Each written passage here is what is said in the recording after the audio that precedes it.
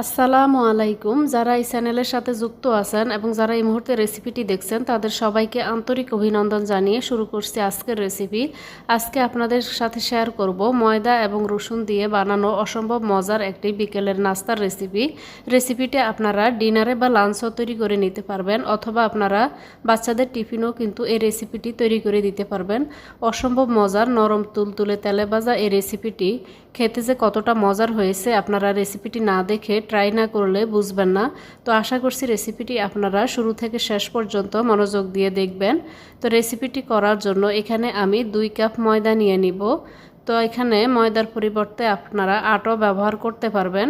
তো আমি 2 কাপ ময়দা নিয়ে নিলাম। এবার এতে দিয়ে দিব 1/4 চা চামচ লবণ, দিয়ে দিচ্ছি 1.5 টেবিল চামচ চিনি। চিনিটা দিয়ে এবার আমি এতে দিয়ে দিব 1 চা চামচ ইস্ট। আমি এখানে ইনস্ট্যান্ট ইস্ট নিয়েছি।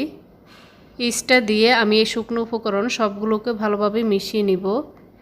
এবার আমি এতে দিয়ে দিব 3 টেবিল চামচ বাটার। আপনারা এখানে বাটারের পরিবর্তে তেলও ব্যবহার করতে পারবেন।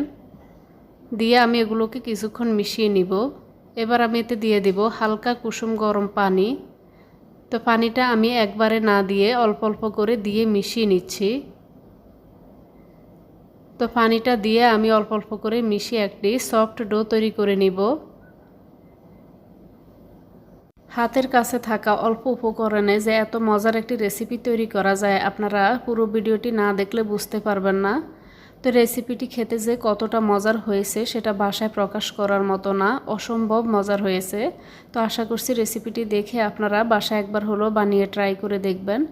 তো আমার যখন খামিরটা তৈরি করা হয়ে গেছে তখন আমি খামিরটাকে হাত দিয়ে ভালোভাবে মথে নিলাম। এবার আমি এতে দিয়ে দিব আধা টেবিল চামচ পরিমাণ রান্নার তেল বা সাদা তেল। দিয়ে হাত দিয়ে আবারও আমি ভালোভাবে এগুলোকে মথে নিচ্ছি।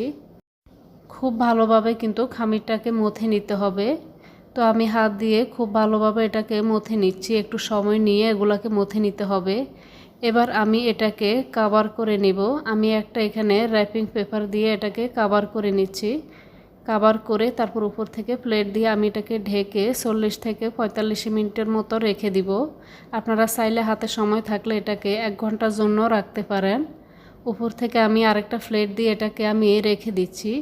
অন্যদিকে আমি এখানে একটা রসুন নিয়েছি। একটা রসুনকে আমি এভাবে খোসা ছাড়িয়ে নিয়ে এবার গ্রেটার দিয়ে আমি গ্রেট করে নিব। ছোট ছিদ্রযুক্ত একটি গ্রেটার দিয়ে আমি এগুলো সবগুলোকে গ্রেট করে নিব। আপনাদের হাতের কাছে এরকম গ্রেটার না থাকলে সেক্ষেত্রে আপনারা ছুরির সাহায্যে কিন্তু খুব চিকন চিকন করে এগুলোকে কেটে নিতে পারেন। তো আমি এগুলোকে গ্রেটার দিয়ে সবগুলো রসুন আমি এখানে গ্রেট করে নিয়ে নিব। তো এটাকে আমি একটা সাইডে সরিয়ে রাখছি। এবার আমি এখানে যে খামিরটা তৈরি করে রেখেছিলাম সেটি নিয়ে নিলাম। দেখতে পাচ্ছেন খামিরটা কিন্তু ফুলে ডাবল হয়ে গিয়েছে। এবার এই ডোটাকে আমি হাত দিয়ে আরও কিছুক্ষণ মথে নিব। তো আরও 1 থেকে 2 মিনিটের মতো আমি হাত দিয়ে এটাকে ভালোভাবে মথে নিচ্ছি। মথে নেওয়া হয়ে গেলে এবার আমি এটাকে একটা রুটি বেলে নিব। তো আমি কিছু ময়দার গুঁড়া নিয়ে এটাকে রুটি বেলে নিচ্ছি। ময়দার দিয়ে রুটিটা বেলে খুব সহজেই কিন্তু বেলা যাবে, সেজন্য এখানে ময়দার সাহায্যে আমি রুটিটা বেলে নিচ্ছি। তবে রুটিটা আমরা নর্মালি যে এরকম রুটি খাই সেরকম হবে না, একটু মোটা করে আমি একটা রুটি বেলে নিচ্ছি। আমার চ্যানেলে ময়দা দিয়ে এরকম আরও অনেকগুলো সহজ নাস্তার রেসিপি শেয়ার করা আছে, আপনারা চাইলে এই রেসিপিগুলো দেখে নিতে পারেন। আশা করছি রেসিপিগুলো আপনাদের ভালো লাগবে। তো রুটিটা আমি এরকম মোটা করে বেলে নিয়েছি। বেলে নেওয়ার পর এখানে আমি যে গ্রেট করে রসুনগুলো রেখেছি রসুনগুলো আমি এভাবে দিয়ে দিচ্ছি। তো রসুনের থেকে কিন্তু এক্সট্রা পানি এমনিতেই আছে, সেজন্য এখানে এক্সট্রা কোনো পানি দিতে হবে না। এই রসুনগুলো খুব সহজেই কিন্তু রুটির সাথে লেগে যাবে। তো আমি একটি স্প্যাচুলা দিয়ে একটু চেপে চেপে আমি রসুনগুলো দিয়ে দিচ্ছি। তো রসুনগুলো সমানভাবে আমি রুটিটার উপরে এভাবে চেপে চেপে ছড়িয়ে দিচ্ছি। এভাবে ভালো করে আমি রসুনগুলোকে রুটির সাথে সেট করে নিচ্ছি। নিয়ে এবার এতে আমি দিয়ে দিচ্ছি সামান্য কিছু অরিগানো। অরিগানো যদি হাতের কাছে না থাকে সেই ক্ষেত্রে এটিকে বাদ দিতে পারেন। তো আমি অরিগানো দিয়ে আবারও স্প্যাচুলা দিয়ে এগুলোকে একটু চেপে সেট করে নিচ্ছি। এবার আমি এটাকে আমার পছন্দ মতো সাইজে কেটে নিচ্ছি। প্রথমে আমি মাছ বরাবর এভাবে 2 ভাগ করে কেটে এবার অপর সাইড থেকেও মাছ বরাবর আমি কেটে নিব।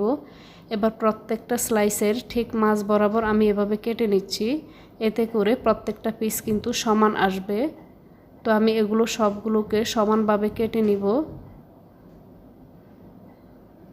তো আমার কিন্তু নাস্তাটি কাটা হয়ে গেছে। এবার এগুলোকে আমি তেলে ভেজে নিব। তেলে ভাজার জন্য চুলায় আমি একটা ফ্রাই প্যান বসিয়ে দিলাম। তো ফ্রাই প্যানে আমি কিছুটা তেল গরম করে নিয়েছি। তেল খুব বেশি গরম করিনি, মিডিয়াম থেকে একটু কম গরম করে আমি এবার নাস্তাগুলো তেলে দিয়ে দিচ্ছি। চুলার আঁচ প্রথম পর্যায়ে কিন্তু খুব বেশি বাড়িয়ে দিবেন না, এতে করে নিচে কালার চলে আসবে এবং এগুলো কিন্তু পুড়ে যেতে পারে। তো সেই জন্য শুরুর দিকে কিন্তু চুলার আঁচটা অবশ্যই কমে রাখতে হবে। চুলার আঁচটা কমে রেখে আমি এগুলোকে কিছুক্ষণ চুলায় রাখবো। এতে করে এগুলো দেখবেন কিছুক্ষণ পরে কিন্তু এগুলো ফুলে ডাবল হয়ে যাবে। তো আমি চামচ দিয়ে একটু উঠিয়ে দেখছি নিচের অংশটা হয়েছে কিনা। তো কিছুক্ষণ পর চেক করে দেখবেন যে নিচের অংশটা হয়ে গেছে কিনা। তো যখন নিচের অংশটা হয়ে যাবে তখন আমি এগুলোকে উল্টিয়ে দিব। তো চুলার আঁচটা কিন্তু এই পর্যায়ে মিডিয়াম থেকে একটু লো করে দিবেন। প্রথমে তো আমি চুলার আঁচটা একেবারে লোতে রেখেছি।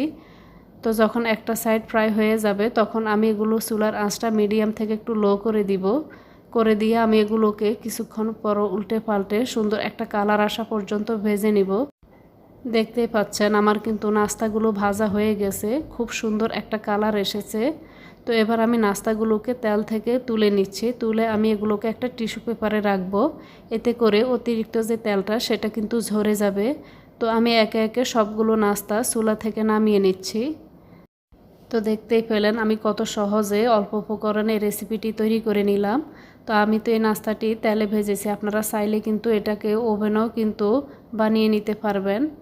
এবার আমি এখানে রসুন যে খুলে গিয়েছে সেগুলো কিন্তু আমি ফেলে দিব না, সেগুলোকে আমি এখানে ছোট একটি চাকনি দিয়ে এগুলোকে সেঁকে উঠিয়ে তারপর আমি নাস্তাগুলোর উপরে এভাবে ছড়িয়ে দিব। এতে করে নাস্তাগুলো কিন্তু দেখতেও সুন্দর লাগবে এবং খেতেও কিন্তু অসম্ভব মজার হবে। তো এভাবে আপনারা খুব সহজেই এই অসম্ভব মজার রেসিপিটি তৈরি করে নিতে পারবেন। এবার আমি আপনাদেরকে একটি নাস্তা ভেঙে দেখাচ্ছি। তো দেখতেই পাচ্ছেন যে নাস্তাটি ভিতর থেকে কতটা ফুলকো সফট হয়েছে। তো আশা করছি রেসিপিটি এভাবে আপনারা বাসায় বানিয়ে ট্রাই করে দেখবেন। ভিডিওটি যদি ভালো লেগে থাকে প্লিজ চ্যানেলটি সাবস্ক্রাইব করে পাশে থাকার জন্য অনুরোধ করছি এবং ভিডিওতে একটি লাইক দিবেন। এতক্ষণ এই রেসিপিটি দেখার জন্য সবাইকে অনেক ধন্যবাদ। আল্লাহর কাছে সবার সুস্থতা ও মঙ্গল কামনা করে আজ এখানেই বিদায় নিচ্ছি। আল্লাহ হাফেজ।